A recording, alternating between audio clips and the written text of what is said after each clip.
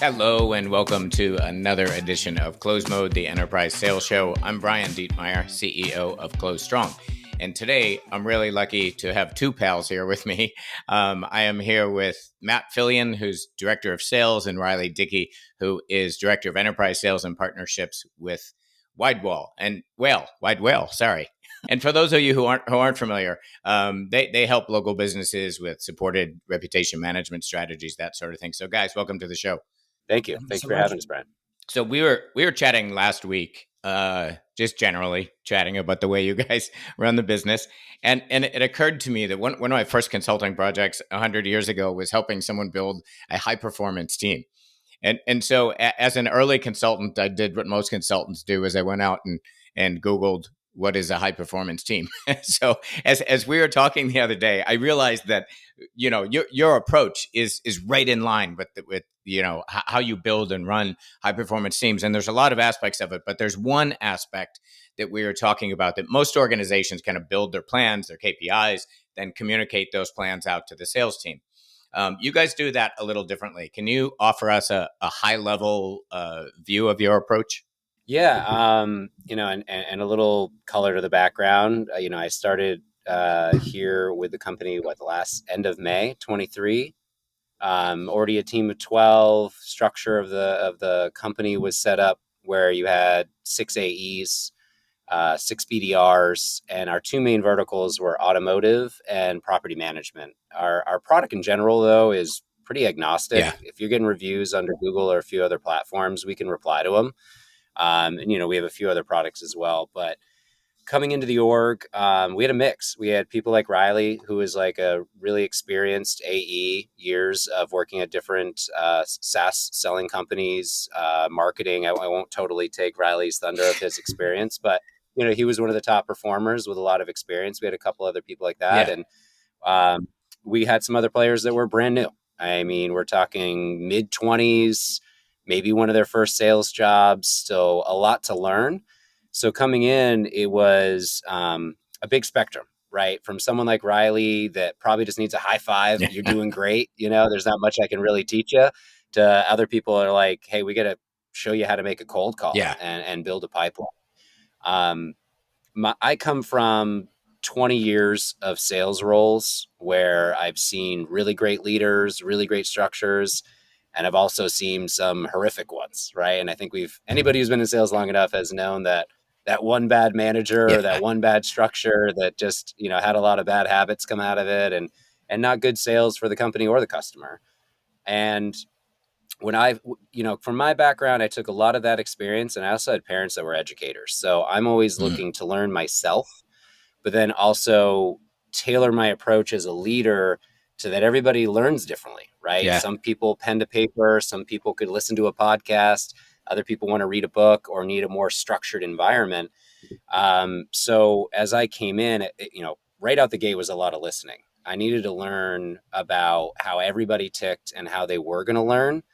And what we had talked about before and what we started to develop was really kind of, I call it like a village mentality, but I think some people might call it like dynamic governance a little bit, where yes, I hold the title, right? I'm running the team, but I'm very much of like, you've got to earn that title, and you don't get it. Yes, you can get respect for title, but you don't necessarily get respect as an individual.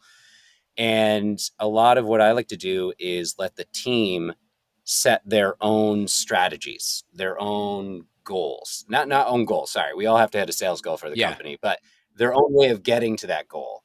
And by allowing them that space to be creative, to approach like how they would go to market, I start to find where maybe the weak spots are that could use a little bit of sanding, that could use a little bit more coaching, or sometimes just asking a couple more questions. Like, you're planning on reaching out to X prospect. Great. Like, what's your talking point? What's your goal with reaching out with them besides just the sale? We all know in sales what the goal is. It's to close business and move on to the next one.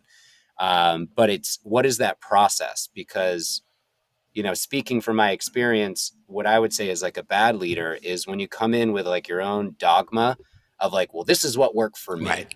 It makes me think about the different personalities from like the challenger sale method, that everybody's kind of this different thing. And I don't think any of those approaches are necessarily wrong.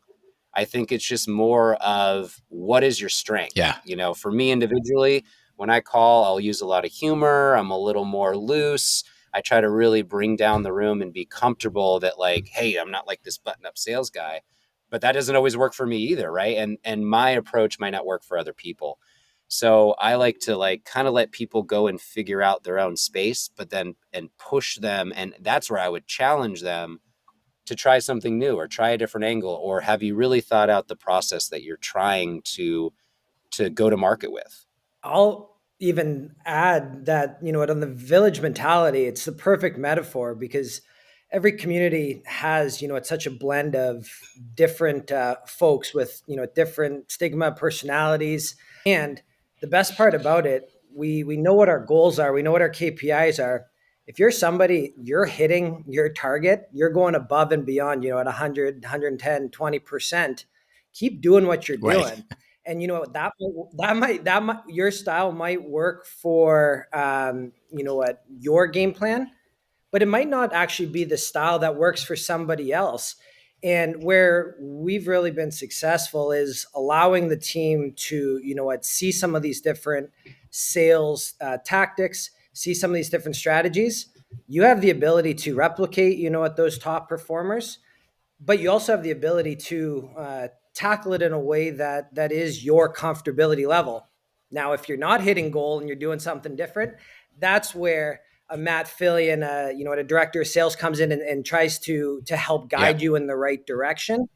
But we're all different people. We're all different, at salespeople, and having that freedom and flexibility to not only go ahead and hit goal in a way that you're comfortable with and you're successful with, but you're also a little bit, I say more loose, more confident when your director of sales isn't peeking over your shoulder Yeah. every second of kind of the day or the deals process. The last part that I'll add too, that I think is, what the village mentality also allows for learning by osmosis or just organic help. Sometimes you don't need that top down SaaS playbook, a drill sergeant mindset of we're all going to do it this way and we're going to replicate 12 times over. You're going to have teammates that teach each other, or you're just picking up on things here and there that allow you to be a hybrid of what was working for you, what's working great for a top performer, and now you're finding a blend of the two. And having the team mode that we do right now, we've been fortunate to hit a goals, had a great 2023, a great start to the year in Q1. Let's all knock on wood now. We're all Yeah. salespeople, so we have to be goldfish and short-minded. But it's definitely been a way that's kept people, successful, but also comfortable and confident. And I think really specifically too, like a great example, and again, we've seen these types of folks in the sales world is, I had one person that was just hammering the phones, hundreds of calls a month, and they were able to get set meetings for their AE. And then the other side of that spectrum is that someone who made like maybe a quarter of those calls, but the same Right. result. So the coaching there is different, but it's, hey, maybe if you made less calls and you're more strategic, you could get higher. And maybe if you made more calls since you figured it out, you could get more. So they both are succeeding, but they both have a very different approach of how I would coach them to continue to excel and meet those KPIs. Yeah, I feel like I've been hearing more of this lately. Like, it just takes sales process and sales stages and entry and exit gates, and I was just having this discussion the other day, with one of my partners saying, I just don't think it's that linear. I think it's good for us to have this idea, but maybe we're getting too science biased, and we're forgetting the art, that it's not. Yeah, we need that in place, but that's what I'm hearing you guys say. When we were talking the other day, you also talked a little bit about kind of a formal process of the team kind of building some of the strategy, and then I believe going up and even presenting that to the CEO. I'd love to hear more about that, because that really captured my interest, having only done that once before in my life as a paid consultant. It Yeah. was a really fun exercise, so I'd like to hear how you guys do that. Yeah, and to set the stage for that, so it was kind of like a two-part thing that I did. The first thing I did in one of our sales meetings was, as a village, as a team, let's agree on some benchmarks. What makes a good AE at this company, and what makes a good BDR? What are the expectations? You guys set the bar. Yes. Is it X amount of calls, activities? Is it prospecting, pre-prospecting, all the, strategies you want to deploy? But we wanted to create a baseline for the team. And then the next phase that you're teeing up here for me is we had each individual AE BDR, they all have their own territory. And I go, come to the table with your plan to not only hit goal next month, April, but for the quarter. You guys have this TAM that you can address. You've got this whole market where we've made some good impacts, but there's still tons of white space for wide whale to go after and build some larger market share. But I wanted the team to really work together as a unit and put together their own strategy. And then that's where we presented to the CEO. We presented it to the director of marketing. We brought in some other folks as well. Riley was one of them as our enterprise director, just to kind of hold retail accountable. But it wasn't so much about pass or fail, but like Riley said, this osmosis of like seeing other people's strategies. So maybe you take what you like or you avoid what you don't like. And then we kind of squeezed them a little bit. Example I think of is the auto guys were going after Hyundai. It's like, great, you're going to go after Hyundai. Why? And what are you going to say when you call those dealers? And what is your plan? So while they put together a plan, they could present it any way they want. Some had a single Word doc, some had a PowerPoint, some just kind of talk through it a little bit. So everybody had their own thing. But what we were creating is now kind of accountability, right? As an individual, as a salesperson, as a sales team, there's so much to learn in that. You're learning from each other. The BDR is learning what the AE does. And then you're also learning that, like, hey, if this doesn't work, like, I didn't create this plan. You own it. So you don't really, yeah, it gets rid of, like, I'm a very reasons versus excuses guy. Yeah.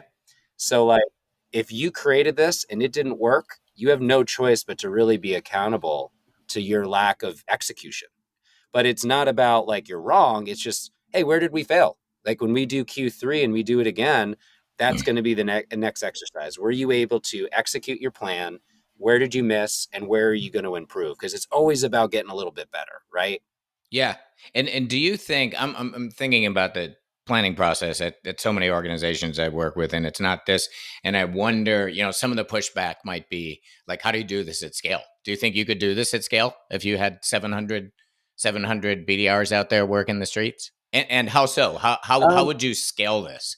Well, I think it would still, you'd probably have some more layers in there. Like we have team leads, which aren't, they don't manage people, but they are to be the expert of the vertical, the expert of the role. Yep. So we have like a role lead and we have vertical leads. Yep. So there's some accountability where they're learning management skills on their own, right? So it does create kind of a step up in your career to become an AE, a senior AE, a lead. And if we got to 700, there's going to be management opportunities. But as far as scale, like we are living in a great age. I mean, with the technology we do have, we leverage our CRM HubSpot. So there's great data that we can put in there. As we know in sales, though, good data in, good data out, bad in, bad out. But then we also layered on, and I don't know if it's okay to plug them or not, but Gong, and there's a few other services out there like that as well. So it's helped me stretch where I don't have to listen to a 45-minute demo or thousands of calls. I can search and look for different phrases or anything that may be falling short of what we've all agreed on as the baseline. Yeah. And go ahead. Well, I'm just wondering why do you think? Because I like this village bottom up, whatever you want to call it. Like and of course you're going to get more buy-in when people do that. It totally makes sense to me. But I have a sense of this, but I want to know what you guys think. Why do you think there's still so much top down? It's all created by the powers that be, and then everybody has to eat the food that's given to them. I came from a really big corporation. I'll go unnamed. Because I still have a lot of affirmation from them, but I don't want to say anything negative. But when you get to that many people, there's usually one chief banana at the top that, like we talked about, thinks they figured it out and this is how you have to do it. And they start pushing it down, but it becomes the telephone game, right? This guy sends his marching orders. It goes to these next two people who go to these 10 people. And by the time you get to the lonely BDR, they're just hearing hit this number. Goals are so big. And I think that's where you have this disconnect. And you also lose your passion because you don't know the person at the top. There's so many people that you don't understand. You lose your passion for the company. And if you don't believe in the product, Well, now you just have so many things against you that you're just there to collect a check. Yeah. And now, are you really motivated to do right by the company and make a lot of money for yourself? Not necessarily. I mean, that was at least my experience, is that if you get too big and you don't listen to the people in the trenches taking fire, you lose sight of what's happening with your customers. But what's more importantly is what's happening with your people. Yep. Where are their problems? Where are they struggling? And they just become a number. And it's like, hey, number 7650B, you've got to hit X number of sales or you're out. Yes. And you're just like, you just lose your passion in Yeah. those situations. So, Yep. but back to what you said, like, is this scalable? I don't know. We'll see. We'll see if we can get up to 700 people or something like that at some point.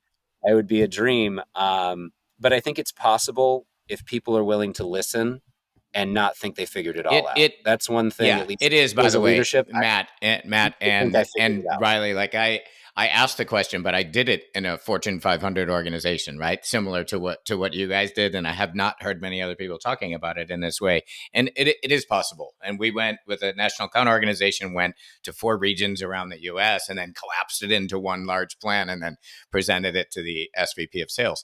So it is doable, and there's ways to use technology, survey instruments, and all kinds of stuff to collect lots of people's feedback into the plan. So just for any naysayers out there, like I said, I asked you the question. It was a leading question because I actually do know that it works for sure. But I wonder. I mean, the upfront part of this probably takes a little longer than simply creating the plan and feeding it down to everybody, or is that? Or yeah, what would you say about that? On the front end, it might take longer. Yeah. So, with letting everybody kind of go freehand on their territory plan, the next step is, now that we've seen everything, is to create a template. Correct. So I've listened to you guys. We've talked about, you want to have these different buckets of who we're going to address: current clients, prospects, referrals, lost clients. So we've established maybe what we're going to go after and how we go about it. And then we've established even like talking trees, and we've established how many accounts we've all agreed is the base amount that we should be going after in a given quarter, and backfilling those. So, again, it's kind of like I'm just listening to my team and what they feel like they can achieve. And hopefully we get to the end and they overachieve. It's like, hey guys, you cut yourself short. You're way more talented than that. And it's a good story. Or they do come up short and we go, all right, like, let's go back. Because another thing I do, even just on the micro level, is every week in the sales meeting, I have the team set a goal. What's your goal for the week? What do you want to get done? Just like, again, almost like atomic habits, not to steal from that either, but what can you do to just get a little win? Like, we work so hard to get our clients to get to the yes. We do all these little questions to get little yeses out of them. Yeah. I look at that the same way with the team, but it's feeling success. And those goals can be whatever they want. I have people that are like, I'm going to get 3 sets this week. 3 weeks in, they haven't gotten the 3 sets in 1 week. And I go, well, let's pick a goal that's a little more attainable then. Like, let's build upon maybe something really simple, like, I'm going to talk to 10 people. Then when you talk to 10 people, maybe you get 1 set out of those 10. And it's like, great. Well, next week, why don't you try to talk to 20 people? Yes. So you can see how it can like domino up. So even like we have these big goals for the year, we have big goals for the quarter, but then even like, hey, what's the goal for the day even? Like, what would you like to accomplish today? Right. And get a win. The biggest thing is I want to get a win. And if they're too big and they get the loss, let's regroup, recalibrate so you can get a win. Because that positive momentum will carry over into everything. Yeah. I mean, conversations that personalize everything. You don't want to leave work feeling like you failed. Yeah. You want to leave work and be like, hey man, I talked to 10 people. It may not have gotten me a commission check, but I did accomplish what I needed to do today, and I can build on it. And part of the beauty of the model too is management sets boundaries, right? The guidelines, territories, but then it's everyone's book of business, and that in itself allows them to be empowered to, have the recommended day-to-day, week-by-week, month-by-month game plan. And then the templates that Filion was talking about, they're also adjustable, right? So if certain parts of the template are working and they are uplifting and they're, able to track the KPIs in a quantitative way, awesome. And then there'll be parts that don't resonate that are able to be adjusted and either edited, removed, or other components that are working added onto.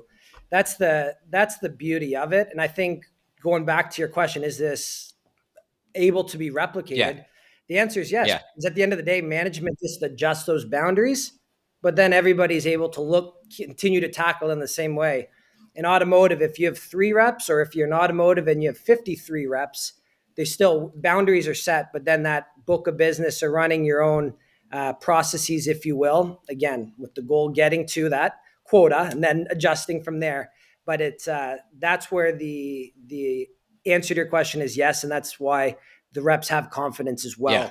Myself included, who have lived in this landscape and been grateful for it relative to maybe some of the other models we've experienced over the years and over the career. Yeah, it's funny too, because like looking across a lot of the sales leaders that we've been talking with, this theme of slow down to hurry up like keeps coming up, even without people saying that. And Matt, that's one of the reasons I was asking you about the upfront.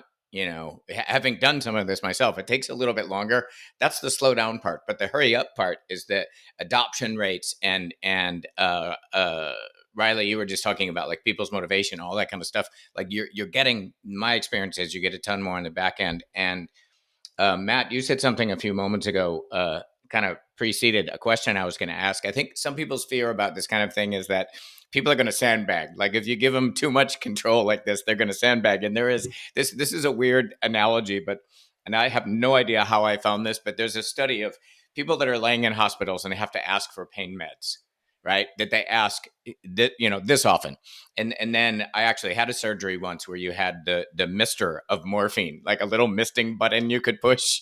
And when you had pain, and what they found out, and of course that thing's regulated, so it's not just like morphine happy hour, but over time they found when patients are given their own control to make those decisions, they use less pain meds, which is kind of, and so that you said this too, that your experience is some people actually set their targets too high.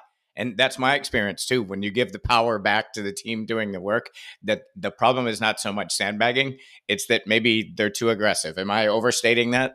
No, it's ego. Yeah. Really, at the end of the day, and that's what happens when you're like in front of the room, like, yeah, I'm going to get 3 sets or I'm going to close 3 deals this week. It's like, hey, man, we're all super impressed Yeah. if you do it. So like, and that's, I think it's a lesson everybody has to learn, not to get all philosophical, but like the ego is big in sales, Yes. right? That's sometimes why we're great. And it's sometimes why we fall hard. So I have one that tries to check the ego pretty regularly for myself. I won't necessarily challenge someone's ego. I'll just eventually say, you've set this goal, like I said, 3 times and it hasn't worked. Right. It's okay to take a step back. I'm not going to look at you different. You're in a safe space. Like, again, we do kind of create a good, safe environment to be vulnerable. That's another probably big word that I would say our team uses, is like, it's okay to come up and ask the dumb question. I know that's like cliche, but there's another thing we do where, like once a month we'll go through our deals, and we have a whole checklist of like just classic, like you got the decision maker, have you presented pricing, that kind of thing. And we have the team go through it, and where they might get stuck on a deal where the client's ghosting or it's gone outside the typical sales process of when it closes, they'll throw it to the team. What am I missing here? Yeah. What could I try to say differently? Is there a different poke I could do? What could I get? How could I get this deal over the finish line? So that's where it comes back to the village mentality of like, hey, you don't have to be the lone wolf, again, quoting Challenger. Yeah. You can sometimes, but if you can let your ego down, like I always believe a 4-legged sales call, and we do it all the time. I mean, Riley, you're on a lot of the team's calls. Those calls are so much more successful. I was even thinking about it for this podcast. Yeah. I wanted Riley to be here. It's a better conversation when it's just not one person trying to do everything. Yeah. You've got someone who's got your back. Yep. And we do that on our calls. And I think there's a lot of success with like being vulnerable, being okay to bring in help. And I think it's some of the reason that we've had a lot of success these last 3 quarters. Yeah, I think you brought up something I hadn't thought about too, even having done some of this work, that when you get people to that competitive aspect, that probably like will push off on some of that potential sandbagging. That's cool. I hadn't thought about that. But the other piece too is the safe space, the vulnerability. Like that's such a big deal. I think especially as generations are shifting and who it is that's coming to work, that like for me to be motivated, like that's got to be there. Yeah. I think that's a culture thing more than Yeah. anything. Now we can talk about accelerators and kickers and transparency and competitions. But I actually think now we're getting into a deeper culture conversation.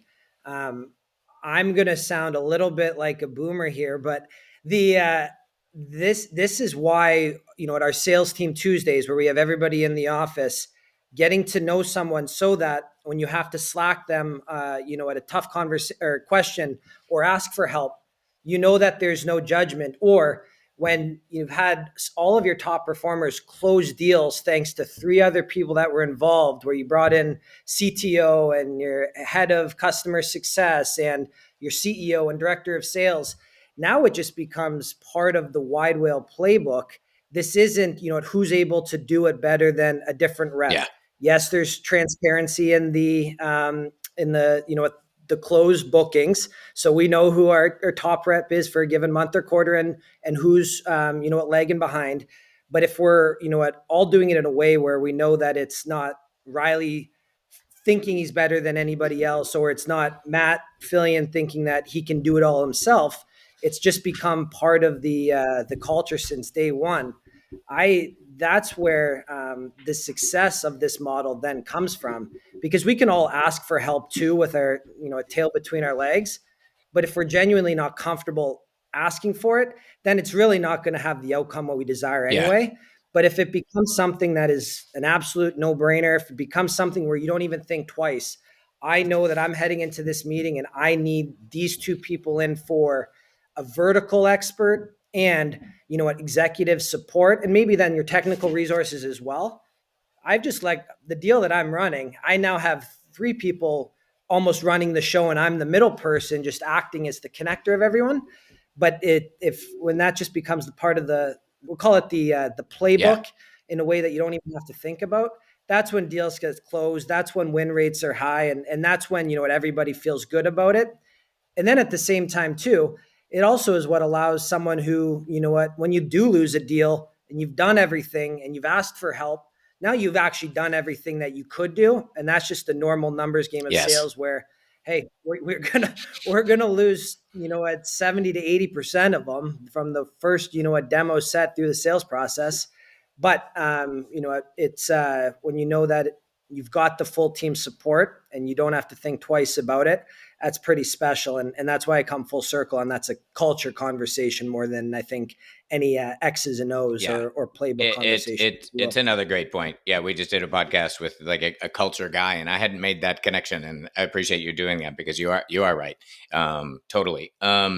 So I wonder, so with new people, like, unfortunately, you've kind of ruined them, because if they go to another organization, they're used to like being asked if their opinion matters, and they're going to think this happens everywhere, by the way. But for the folks who've been around for a while, what was their reaction to, like, hey, I'm actually asking you to contribute to this planning? Yeah, I might quickly tee up Riley for that one, but coming in as an outside leader, and I've had outsiders come as well, there's always a little bit of like, check a little bit, hey, what's this guy all about? And I came in with pressure to show everybody, like, I'm a good sales guy. Like, I'm not just the manager brought in to, micromanage KPIs and tell you to get on the phone and pull out reports. Like, I can do this job too, and I enjoy it. Uh-oh, we lose Brian. I think we lost him. Pause there. Hey, Dan. Yeah, sorry about that. That actually was my fault. I leaned over and unplugged my hardwire. Sorry about that. So yeah, I mean, I'm just going to ask you Dan, do you want me to go back and just ask that question again? All right. All right. Yeah, I'm going to go back to you guys ruining your rookies for other people. So, all right. So I have another question for you guys. I was fortunate early in my career, and Dan, the producer, who's hiding in the background somewhere. Where are you, Dan? Every now and then we like Dan to come out. He's very handsome. Dan, we can't see you. So, but Dan's heard me talk about this. I worked for Marriott Hotels for a long time, and that was my first sort of real job.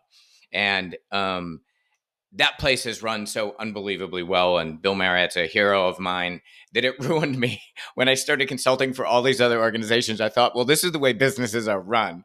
And so I think about that, like for the new people who come into your organization, you've got to maybe ruin them because, this is their first time out, and they're part of a team, they're part of the planning process. So my sense is they would react well to this. But folks who have some seniority, who aren't used to being part of building the culture and building the process, what's their reaction to this approach? Yeah, when I came in as a leader, I felt like I had to prove myself Yeah. that I was a good salesperson. Because I've had leaders come in that, they're just there to micromanage, they're just there to process, build, and, listen to the hires up and push it down on you. But you'd never want them on your calls. Kind of like Riley was saying, Yeah. like right now, we all get on calls, we all have a strength. It's great. I came from an area where I'm like, do not bring that manager on my call. Like, I think he literally doesn't know how our products work. So I had this pressure to come in and perform because I wanted to show the team that was already there, like, I'm very capable, you can trust me.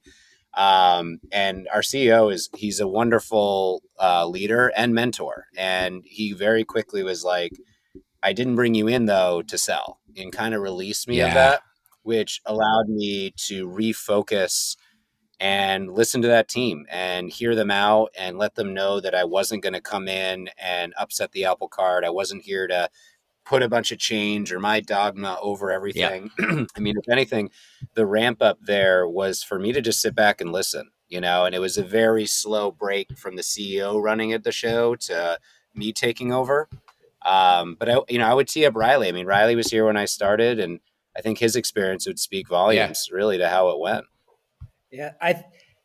Honestly, as we just talked about culture, I think now the new word for this topic is trust, and getting used to that trust. Yes. When I first started, I mean, I was a sub 10 early employee almost 4 years ago now. And even then, I remember, it's not like I came from anything bad. I loved my previous employer. I will do nothing but speak highly of them.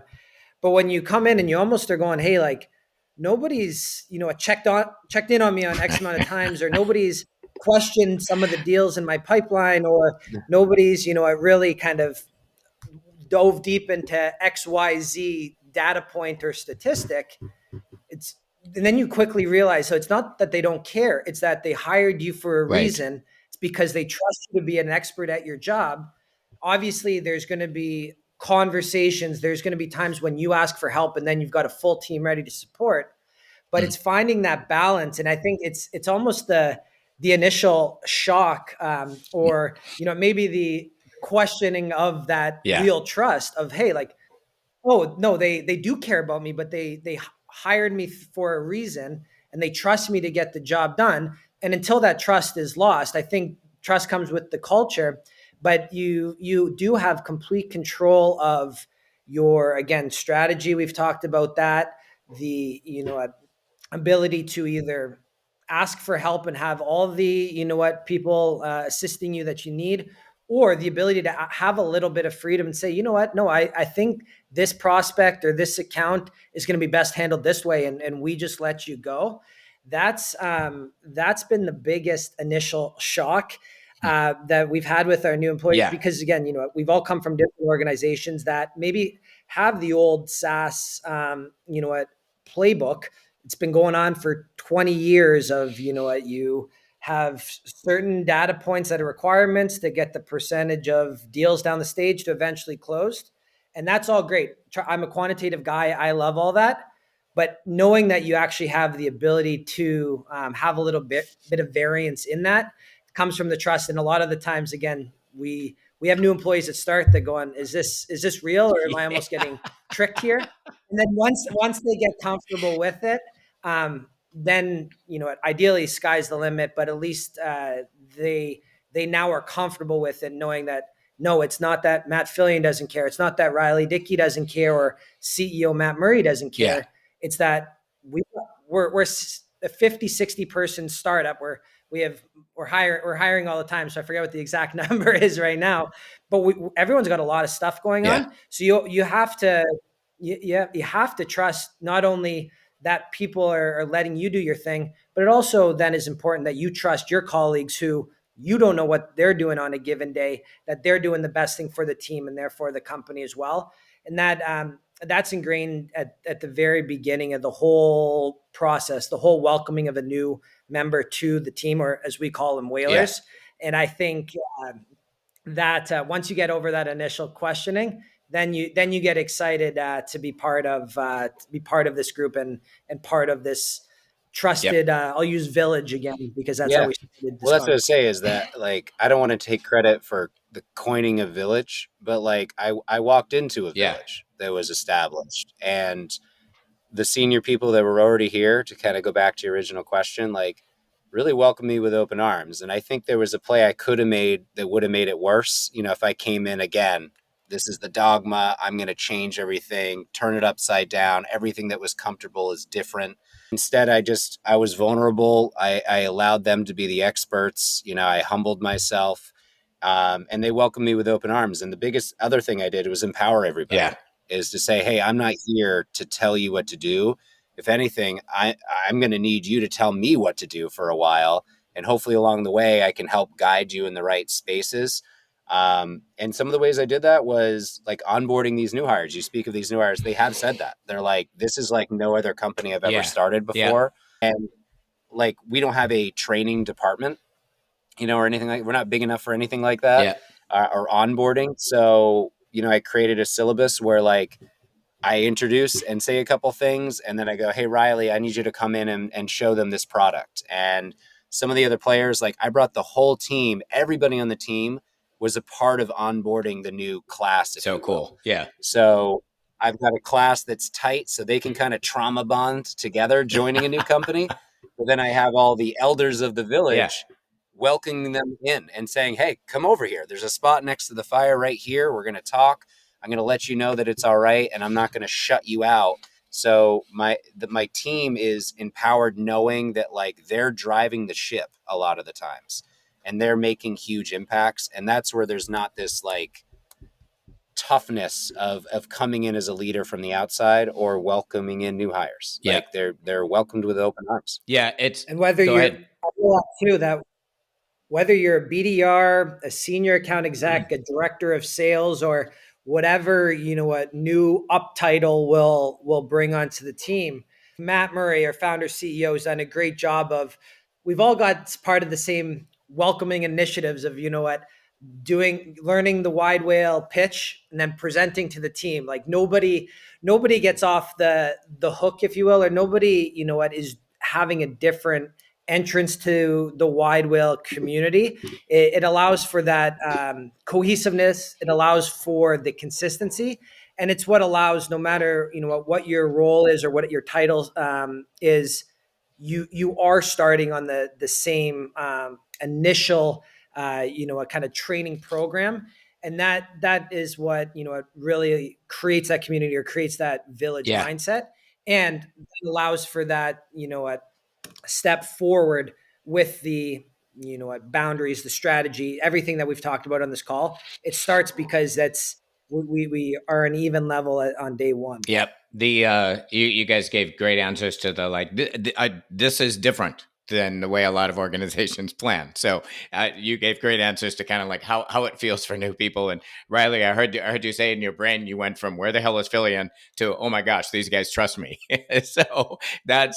It doesn't surprise me that there's that first reaction. So yeah, I really appreciate you guys being here. It's like, as I said, I've got a little little experience with high performing teams, but I love what you guys are doing. And again, allowing the team to contribute to the strategy. And then you guys have brought up like the cultural impact of that, which I really like, which I hadn't thought about for sure. So you guys are incredibly generous with your time, with your ideas, and just contributing sort of to our whole community of selling, and really appreciate that. And I know others are going to learn from this. It's a great way to plan.